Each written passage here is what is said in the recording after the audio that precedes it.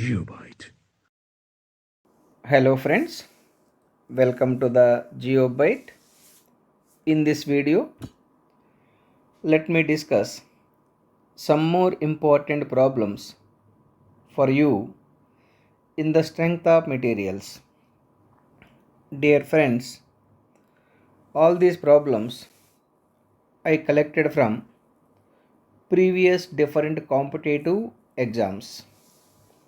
Therefore, each and every problem is equally important. Hence, my request is please watch till the last problem.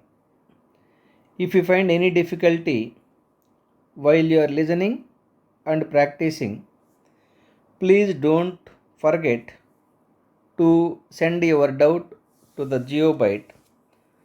The GeoByte will answer all your questions within 24 hours.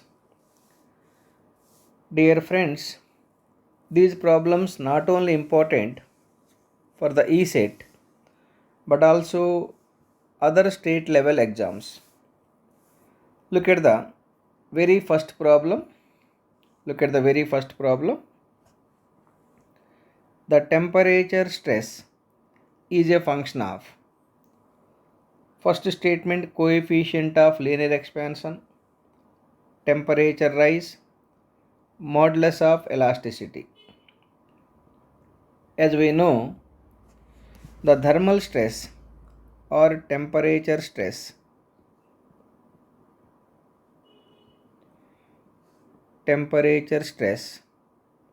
may be denoted by sigma suffix th equal to E into alpha into dt, where E equal to Young's modulus. E equal to Young's modulus. It is in Newton per mm square. Alpha equal to coefficient of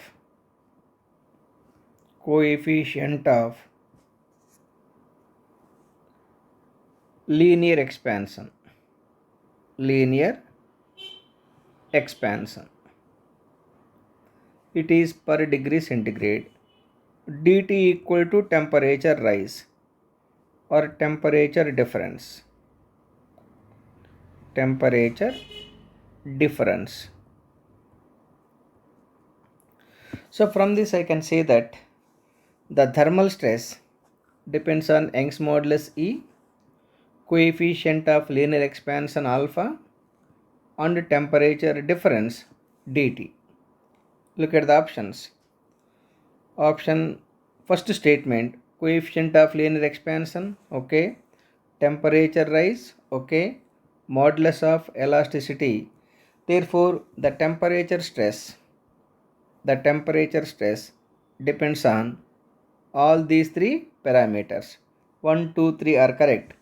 Option D is absolutely correct. I hope you got my point. Let us take another problem. Look at the second problem. If the value of Poisson's ratio is 0, then it means that first option, the material is rigid. Second option, there is no longitudinal strain in the material. Option C, the material is perfectly plastic. Option D, the longitudinal strain in the material is infinite. It is like this. As we know, Poisson's ratio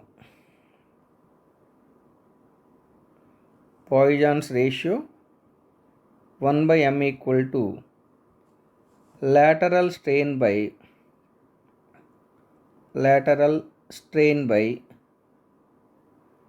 longitudinal strain.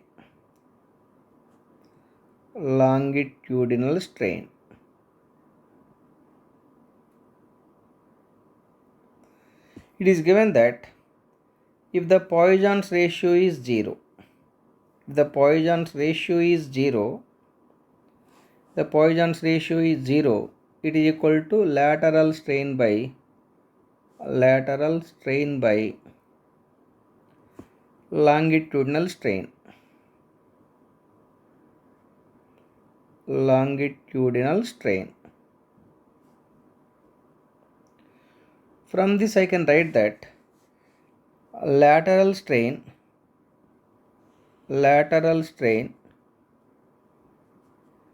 equal to 0 into longitudinal strain. This is one option for me. 0 into longitudinal strain. 0 and something is 0. This is one option for me. Similarly, longitudinal strain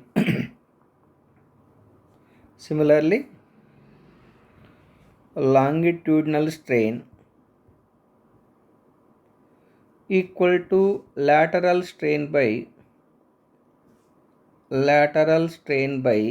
0, anything by 0 equal to infinity.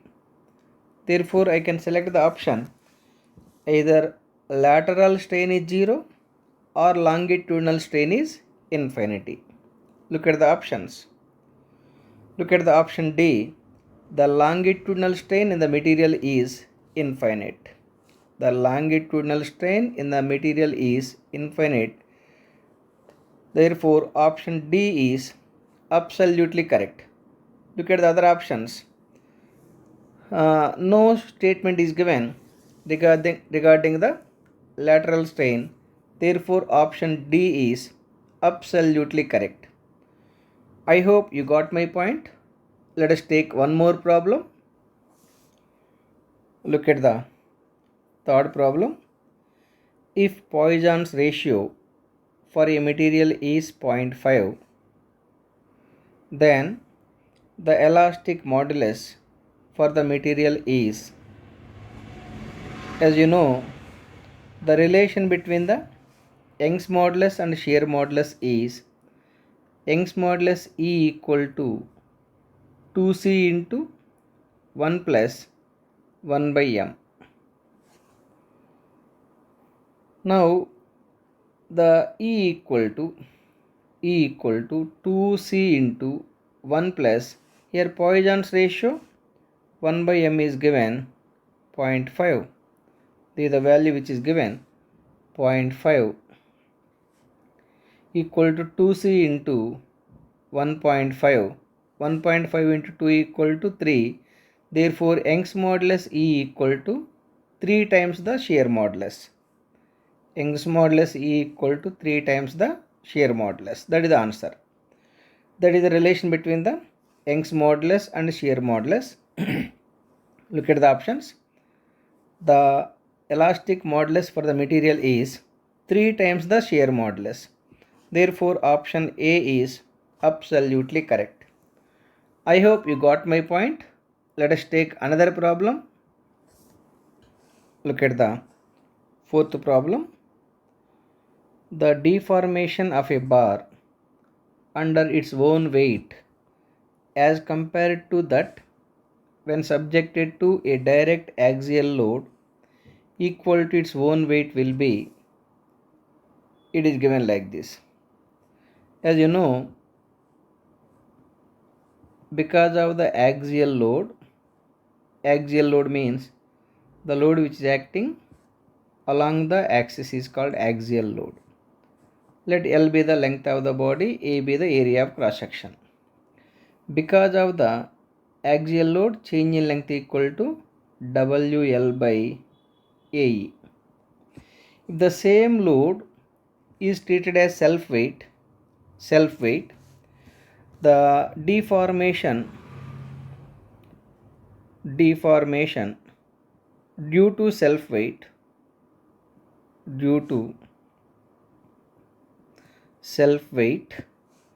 the delta L equal to WL by 2AE. Remember this formula. The deformation due to or elongation due to self weight is WL by 2AE. It can be also written as half into WL by AE. But what is the WL by AE? WL by AE equal to the change in length due to axial load.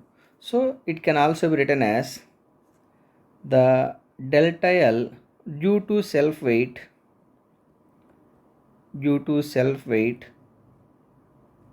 is equal to half times the delta L due to axial load. Delta L due to axial load. This is the condition. The change in length due to self weight is half of the change in length due to additional weight or axial load. The answer is the deformation of a bar under its own weight as compared to that when subjected to direct axial load equal to its own weight is half of the that means the change in length due to self weight is half of the change in length due to axial load. Therefore option C is absolutely correct. I hope you got my point. Look at the next problem. The Poisson's ratio of a material which has Young's modulus of 120 gigapascal and shear modulus of 50 gigapascal given like this.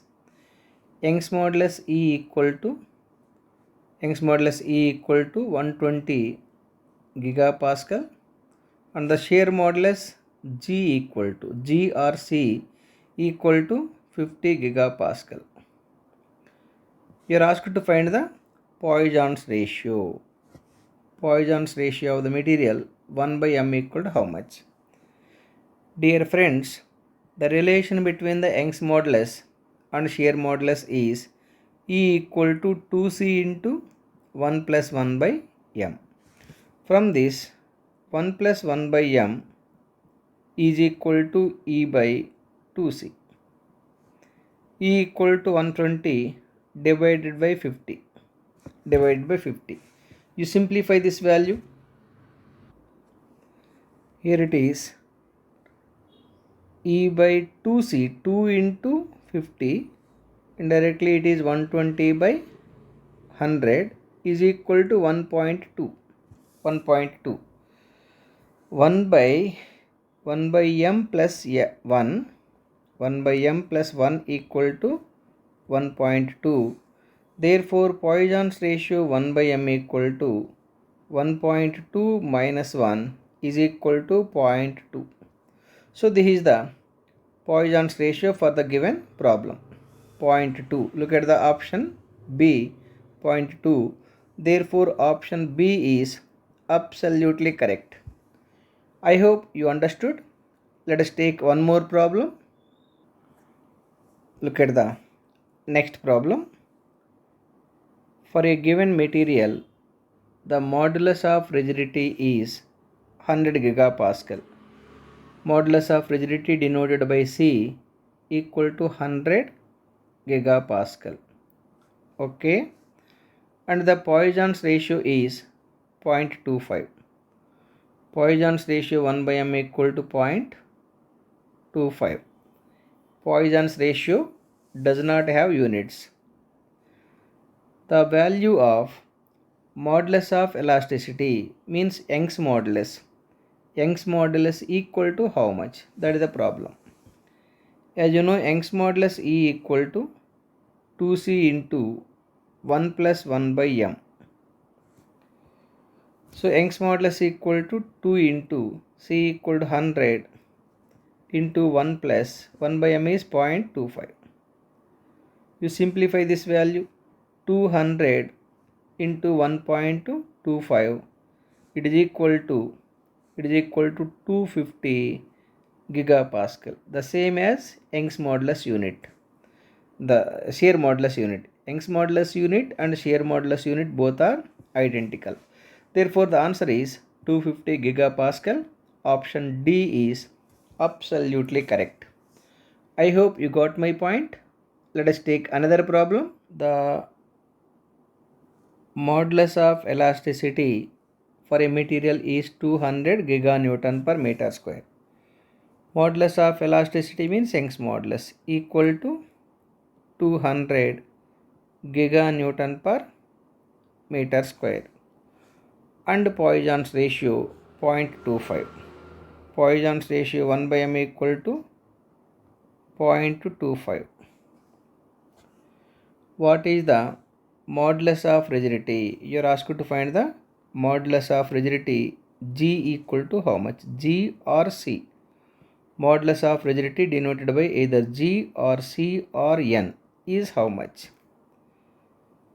Dear friends, the relation between the Young's modulus and shear modulus is E equal to 2C into 1 plus 1 by m. Here Young's modulus is 200. Young's modulus is 200 equal to 2 into C into 1 plus 0.25. 0.25. Now the shear modulus C equal to 200 divided by 2 into 1.25. 2 into 1.25. It is equal to 200 divided by 2.5 is equal to 80 gigapascal or giganewton per meter square. Therefore, the shear modulus C equal to 80 giganewton per meter square. This is the correct answer. Look at the options. Option A 80 giganewton per meter square. Option A is absolutely correct. Let us take one more problem. Look at the 8th problem. A bar of copper and steel form a composite section. Then they are heated to a temperature of 40 degrees centigrade. What type of stresses are induced in the copper bar?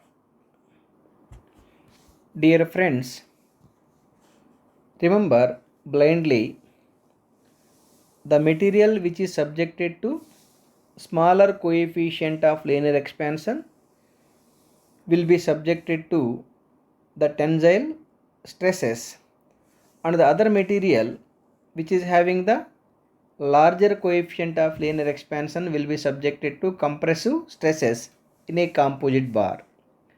If I take the coefficient of linear expansion for steel, coefficient of linear expansion for steel is 12 into 10 power minus 6 per degree centigrade, whereas coefficient of linear expansion for copper is 17 into 10 power minus 6 per degree centigrade. Look at the coefficient of linear expansion for copper is greater than coefficient of linear expansion for steel. Therefore, as I said, the material which is having larger coefficient of linear expansion will be subjected to compressive stresses. Therefore, copper is subjected to compressive stresses. Copper is subjected to compressive stresses. Compressive stresses. And the other one is subjected to the tensile stresses. Tensile stresses. These are the standard values for steel and copper. Since he is asking, let me read the problem once again. A bar of copper and steel form a composite bar or composite system. Okay. They are heated to a temperature of 40 degrees centigrade. What type of stresses induced in the copper bar? Since the copper is maintaining larger coefficient of linear expansion, definitely it is subjected to compressive stress. I hope you got my point. Let us take one more problem. Look at the 9th problem. Which one of the following expresses the total elongation of a bar of length L with a constant cross-sectional of A and modulus of elasticity E hanging vertically and subjected to its own weight? Indirectly, you are asked to decide the change in length due to self weight. Change in length due to self weight is equal to WL by 2AE. This is the formula where W equal to self weight,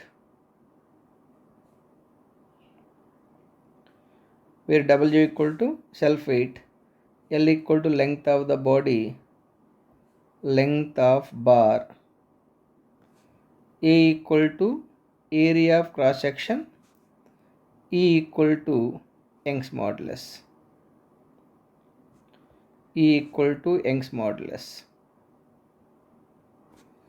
Anyhow, the change in length due to self weight is WL by 2AE. Look at the option B. Option B is absolutely correct. Therefore, B is correct. I hope you got my point. Let us take another problem. Look at the 10th problem. What is the phenomenon of progressive extension of the material, that is strain increasing with time at constant load, is called creeping? Dear students, remember, creeping is the permanent elongation. Happened in the component under a static load over a period of time.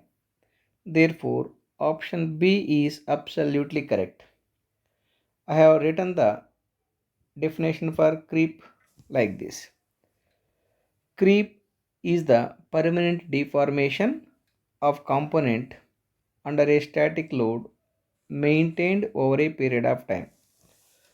Whatever the permanent elongation which is happening under a constant load over a period of time is called creep. Remember, creep is coming under plastic deformation. I hope you got my point. Let us take one more problem. Look at the 11th problem. Which one of the following statements is correct? If a material expands freely due to heating, it will develop. Remember, because of the temperature gain, the body is definitely elongating. AB be the original length of the body. When the temperature of the body T1 equal to, let it be 20 degrees centigrade. But if the temperature of the body increases to 50 degrees centigrade, definitely the body goes for deformation. B becomes B dash. Remember, this is the change in length. As long as the body is freely elongating or freely contracting due to drop of temperature, no thermal stresses are developed. If you restrict the thermal expansion, if I provide the supporter here, that fixture will oppose the expansion of the body, then only some stresses are developed. Those are called temperature stress or thermal stress.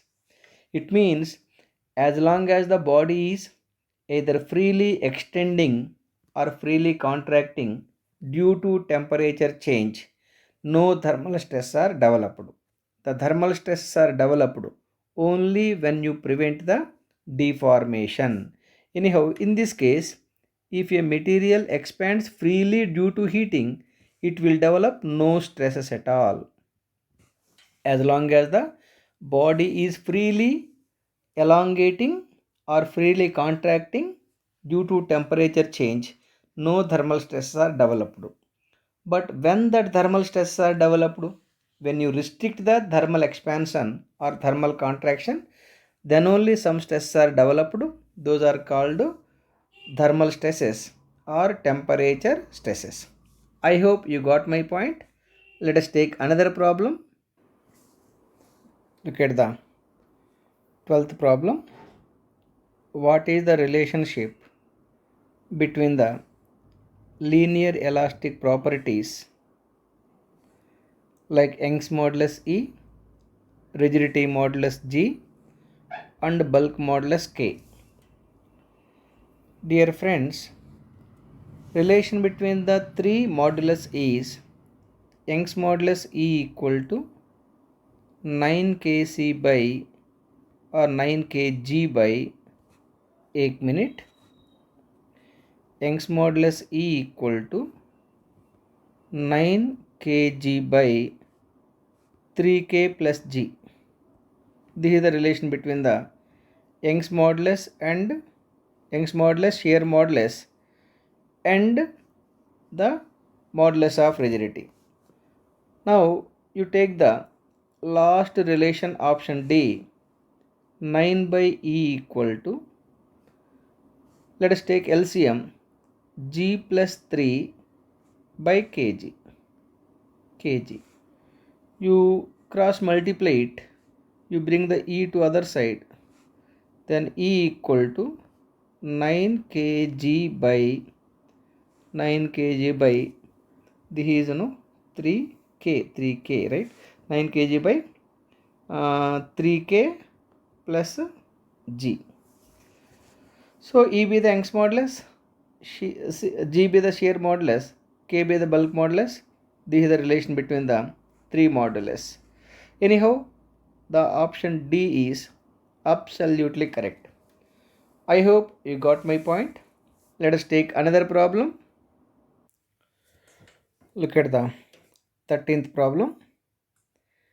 If a piece of material neither expands nor contracts in volume when subjected to stresses, then the Poisson's ratio must be.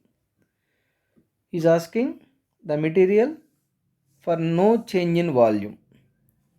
As you know, volumetric strain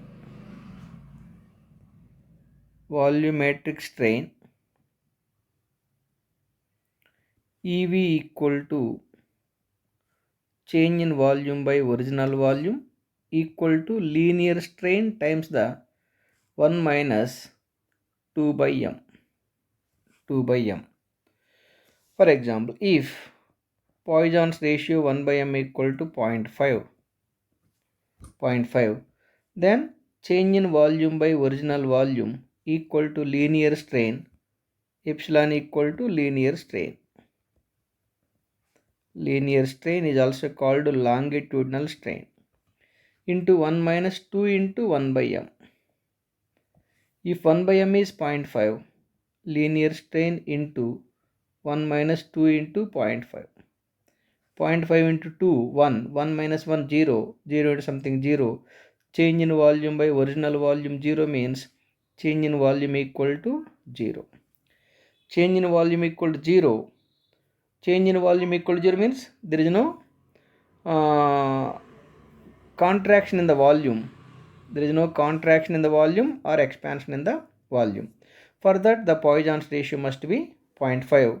Therefore, option D is absolutely correct. I hope you got my point. Let us take one more problem. Look at the 14th problem. In a body, thermal stresses induced because of the existence of option A, latent heat, option B, total heat, option C, temperature gradient, option D, specific heat. As you know, the thermal stress sigma Th equal to E into alpha into dt. This dt is called temperature gradient.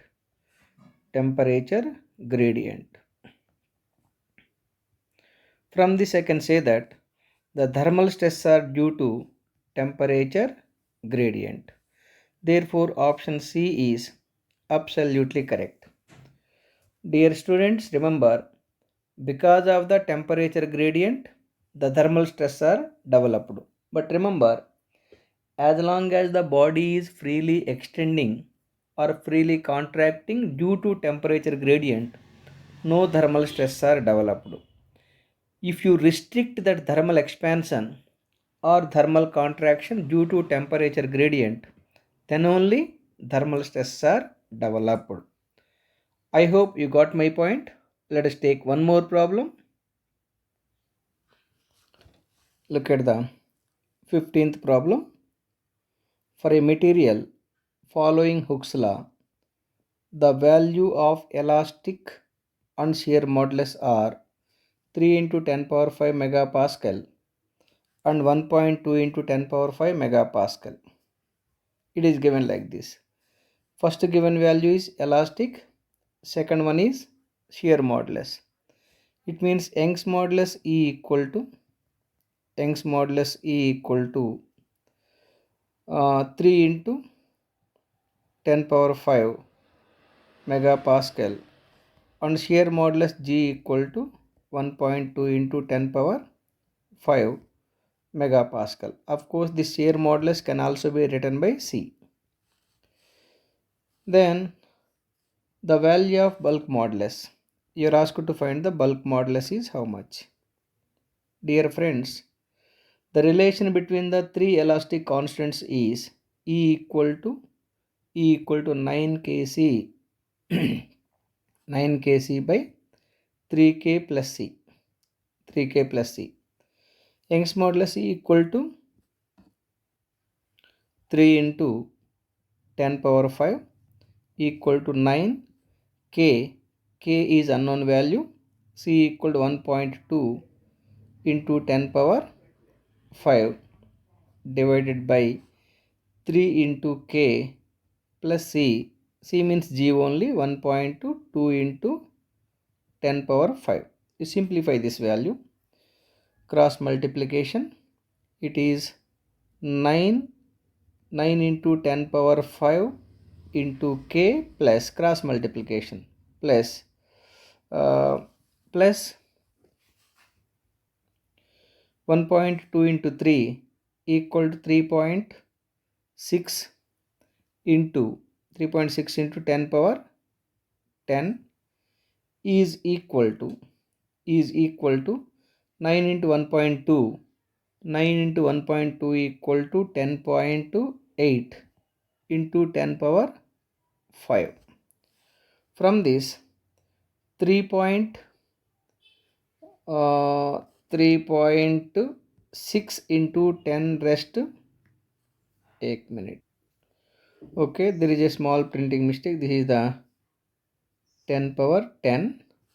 3.6 into 10 power 10 is equal to 10.8 into k. 10.8 into 10 power 5 minus 9 into 10 power 5 into k. It is equal to 3.6 into 10 power 10.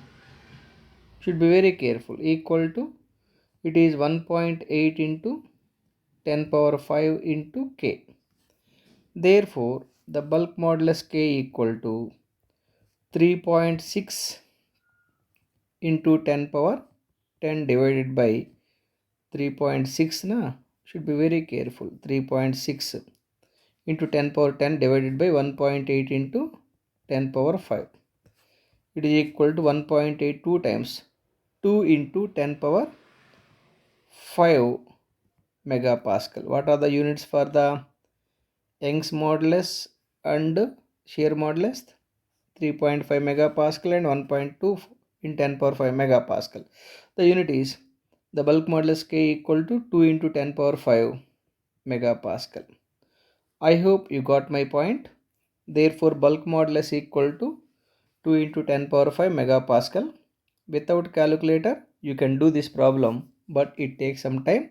Therefore, option B is absolutely correct. I hope you got my point. This is also very important problem. Without calculator, you can do this problem. Let us take one more problem. Look at the 16th problem. Measured mechanical properties of material are same in a particular direction at each point. This property of the material is called, it is like this. Let us take a component Let us take a component.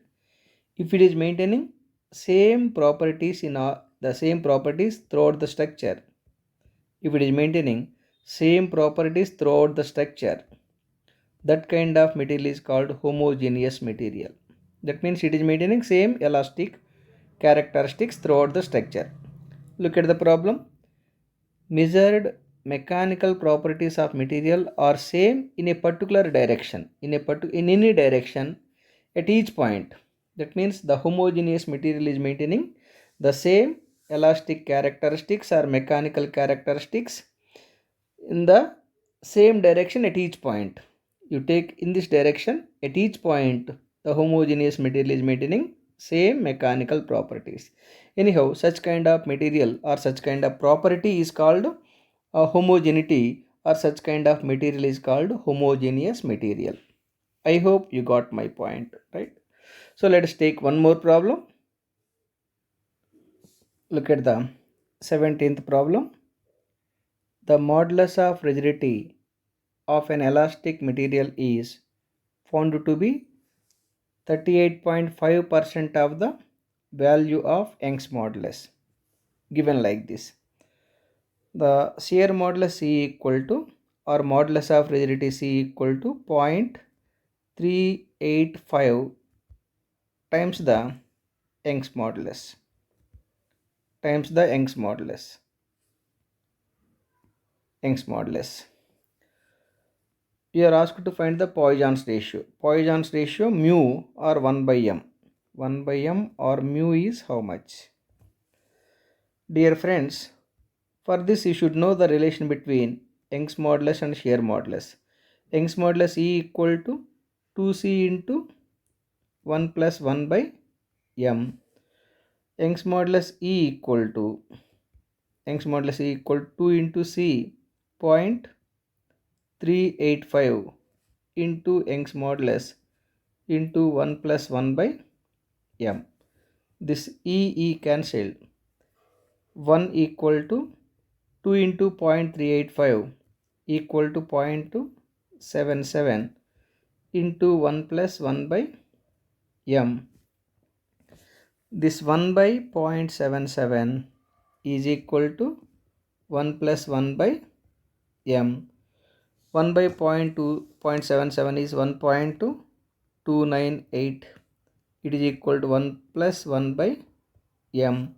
Therefore, the Poisson's ratio 1 by m equal to 1.298 minus 1.